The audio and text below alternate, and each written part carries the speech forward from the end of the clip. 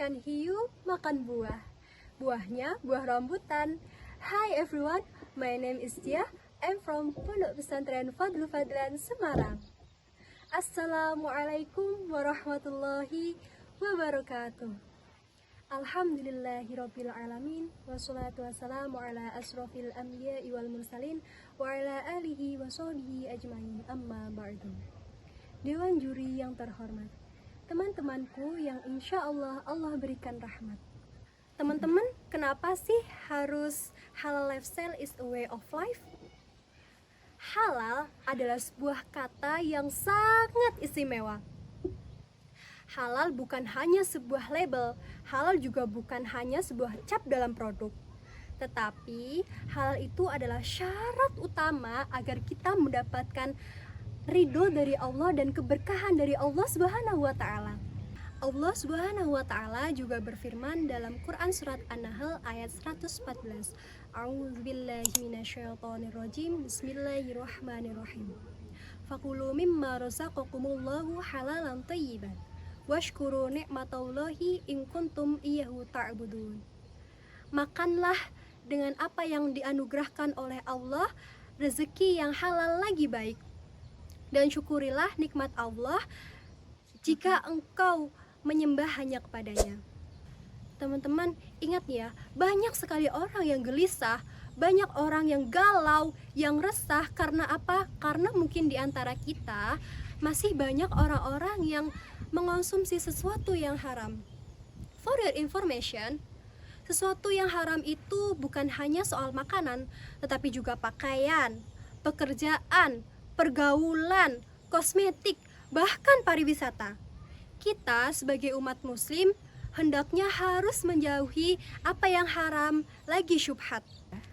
Teman-teman semuanya, apakah kalian ingat kisah dari Abu Yazid Al-Bustami, seorang ulama besar? Ya, beliau ada ulama besar yang mana kedua orang tuanya selalu menjaga makanannya dari semenjak ia dalam kandungan, ketika ibunya menyusuinya hingga beliau dewasa. Namun suatu ketika Abu Yazid Al-Bustami pada awal-awal pendidikannya, ia sedang banyak mengeluh. Karena apa? Dia tuh banyak berpikir, karena kenapa ya? Kok aku susah banget ngafalin pelajaran-pelajaran ini?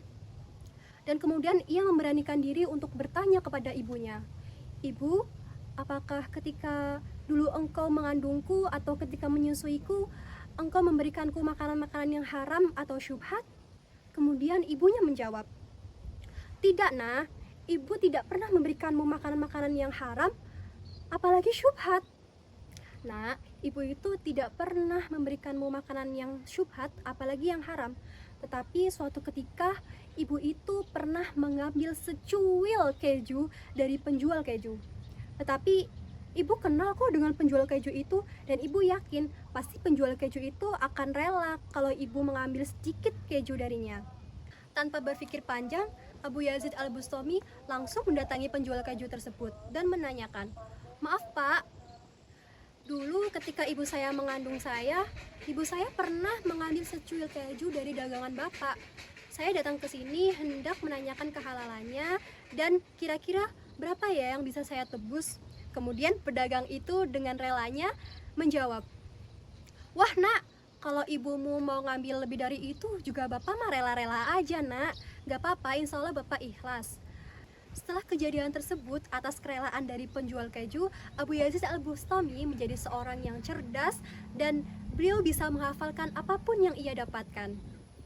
Teman-teman semuanya, kita sebagai Gen Z hidup di era yang pastinya praktis dan banyak pilihan-pilihan. Antara lain, kita bebas untuk memilih apapun, baik makanan, fashion, kosmetik, skincare, dan lain sebagainya.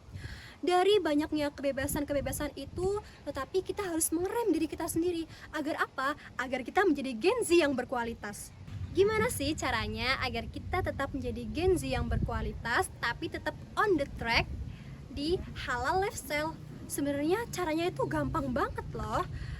Hanya kita memanfaatkan 3 prinsip HM. Yang pertama adalah halal memperoleh, yang kedua adalah halal mengonsumsi, dan yang ketiga adalah halal memanfaatkan. Yang pertama adalah halal memperoleh. Halal memperoleh ini berkaitan dengan bagaimana cara kita memperoleh rezeki tersebut, memperoleh rezeki yang halal pastinya. Kemudian kita harus berada dalam situasi pekerjaan yang sesuai dengan syariat agama. Kemudian dengan cara kita menghindari riba pastinya. Dan yang kedua adalah halal mengonsumsi. Pastikan apa yang kamu makan, apa yang kamu pakai itu bersumber dari sesuatu yang halal pastinya. Yang ketiga adalah halal memanfaatkan. Pastikan menggunakan waktu untuk hal-hal yang positif dan menggunakan teknologi untuk kebaikan. Ini artinya tidak hanya makan makanan yang halal, tetapi bagaimana cara kita mendapatkannya, bagaimana cara kita memanfaatkannya, itu harus benar-benar kita perhatikan agar sesuai dengan syariat agama Islam. Misalkan halal dalam makanan, kita bisa memperhatikan kemasan-kemasan yang memiliki logo halal MUI. Di Indonesia, sertifikasi halal MUI itu sudah sangat kredibilitas dan diawasi serta diteliti. Kemudian setelah itu kita harus memperhatikan bahan-bahan makanan yang terdapat dalam kemasan produk tersebut. Misalnya nih, ada banyak banget bahan-bahan makanan dari bahasa-bahasa asing. Misalnya emulsifier, terus habis itu ada flavoring, dan kemudian ada gelatin. Nah, hal-hal semacam ini nih, yang bahasa asing-asing kayak gini nih, yang harus kita perhatikan dan cermati secara bersama-sama. Pergi ke sawah naik pedati, ketemu sapi milik Pak Dedi. Mau rezeki lancar setiap hari, ayo gaya hidup halal, pasti happy. Cukup sekian apa yang saya sampaikan pada kali ini. Wabillahi taufik wal hidayah. Wassalamualaikum warahmatullahi wabarakatuh.